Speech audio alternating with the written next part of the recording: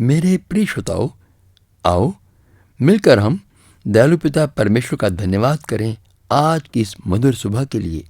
मुझे विश्वास है कि आप प्रार्थना के जीवन में दिन प्रतिदिन उन्नति कर रहे हैं।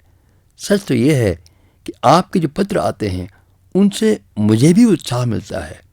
परमेश्वर का मैं धन्यवाद करता हूँ कि आप सुबह उठकर नियम पूर्वक वचन सुनने की प्यास रखते हैं। आप पिछले सप्ताह में सीखी हुई 3 रुकावटों को अपने जीवन में जांच कर दूर कर चुके होंगे।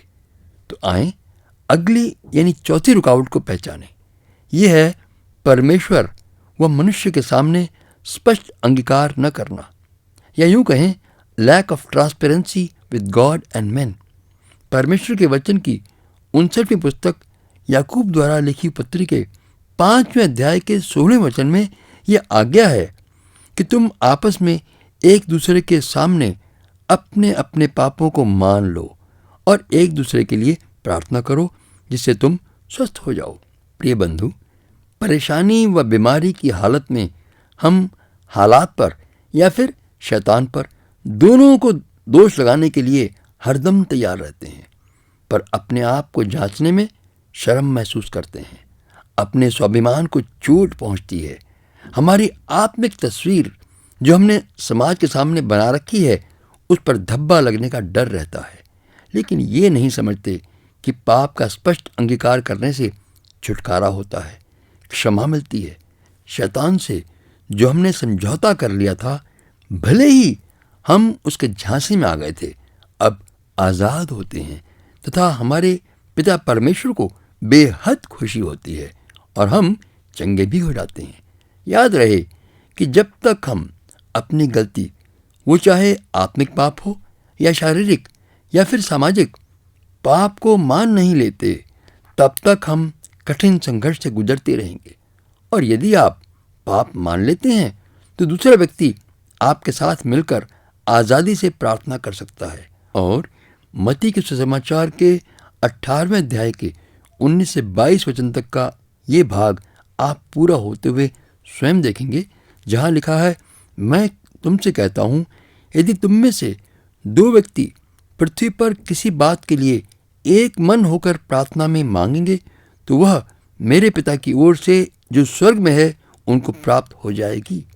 और हम अपने जीवन में आशीष का मार्ग खोल देते हैं। मेरे प्रिय मित्र, अपने अहम को भुला दें, अपनी छवि की चिंता को छोड़ दें, क्योंकि यही आपके भटकने का कारण बन सकती है और उसके लिए हम दूसरों पर दोष लगाकर परमेश्वर के सामने स्वयं दोषी ठहरते हैं। इसलिए अपने आप को जांचने में तनिक भी देर न करें। और यही विश्वासी व आज्ञाकारी होने की एक पहचान है। इसी विषय में ये भी आपको समझा दूं कि जब आप स्पष्टवादी स्वभाव अपना लेंगे तो आपको बहुत कम बातें याद रखनी पड़ेंगी और तब आप स्वस्थ रह सकेंगे। स्पष्टवादी होना दिल दिमाग को हल्का रखने में सहायक होगा, टेंशन फ्री जीवन होगा, प्रार्थना करने में मजबूत होंगे तथा पाप छिपाकर रखने की बुरी आदत से छूट मिलेगी। शैतान भी हमारी छाया से दूर भागेगा। कानाफूसी करने वाले हमारे निकट नहीं आएंगे। इतना ही नहीं प्यारे, गलत काम को करना या पाप में हाथ डालने के लिए तो दुस्साहस करना पड़ता है, जबकि उसे स्वीकार कर मान लेना व माफ़ी मांगना तो बड़ा सरल काम होना चाहिए। मुझे बड़ी हैरानी होती है जब मैं ऐसे लोगों को बहुतायत से देखता हूँ कि पाप को करना आसान समझते हैं परंतु मान लेना कठिन समझते हैं। अरे भाई, पाप करने में तो दिल, दिमाग, शरीर का पूरा इस्तेमाल होगा। शैतान के साथ भी समझौता करना होगा, जबकि उसे मान लेना मात्र एक छटंकी जीभ को हिलाना है और काम भी खत्म। चंगाई के चंगाई और परमेश्वर की आशीष अलग, यानी आम के आम गुठली के दाम। फिर भी हम अपने पाप न मानकर बीमारी से उलझे रहते हैं और प्रार्थना में हमारे घुटने कमजोर हो जाते हैं, झुक नहीं सकते। अरे छोड़िए इस पाखंडी जीवन का साथ। प्यारे बंधु, ये चौथी रुकावट शैतान के छल का हथियार है, जो कहता है तू तो पाप क्षमा पाया हुआ, बपतिस्मा डुबकी वाला लिया हुआ है, तूने तो कोई पाप किया ही नहीं, बेकार में अपने जीवन को जांचने में क्यों समय बर्बाद करता है? ये वाक्य, ये विचार शैतान के हैं। चौकस रहें। पवित्र आत्मा आपका सहायक है। वो व्यर्थ में आपको दोषी नहीं ठहराएगा तथा झूठी तसल्ली भी नहीं देगा। इसलिए प्रार्थना द्वारा झूठ व बीमारी दोनों से छुटकारा पाने का भेद समझ लें। इस चौथी रुकावट को भी लांघ जाएं। मेरे प्यारे भाई, मेरी प्यारी बहन, आज तक हम 10 रुकावटों में से 4 रुकावटों को ही समझ पाए हैं। पहली थी मन में छुपा रखा पाप। दूसरी रुकावट विश्वास में भी अविश्वास या दुचित्तापन। तीसरी रुकावट आज्ञा पालन न करना। और चौथी बात मनुष्य व परमेश्वर के सामने स्पष्टवादी न होना। इन रुकावटों को समझना व इन पर विजय पाने से हमारे जीवन का सदाचार व संयम भी बेहतर होगा। हमारी बातचीत व दृष्टिकोण पर भी प्रभाव पड़ेगा।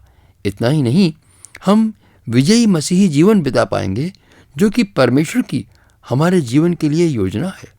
प्रभु यीशु ने कहा, मैं इसलिए आया हूं कि वे जीवन पाएं और बहुतायत से पाएं। कभी सोचा आपने कि परमेश्वर का वचन जो कभी टल नहीं सकता, कभी झूठा नहीं ठहरता, ये वचन सभी लोगों के जीवन में पूरा क्यों नहीं उतर रहा?